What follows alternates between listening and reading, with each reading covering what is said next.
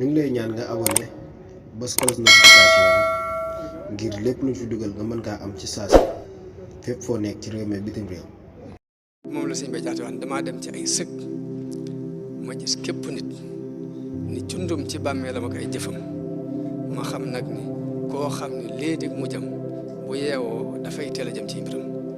jugal jëm ci say mbir te bul toppandoo ñi booleeg tàyyeel ak ngëmeen ak ngërëm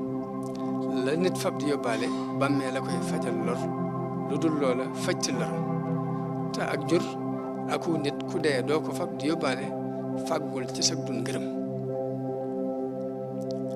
ku moomoon ku bootul la ngay sange say kem du wërsëgu yaa du mbooloo du ab juddu lii far ko xam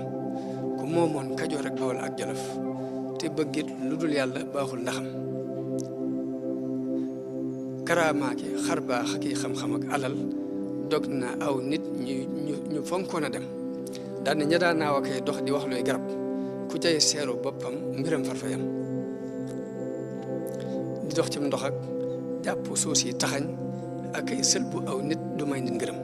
la lay may ngërëm muñ lawet aw ndigal di jéggal ku lay mooy te far koy yërëm balaa yàlla mi dénk jaamam bi lëf dafay génn duniyaa bu wér ci xolam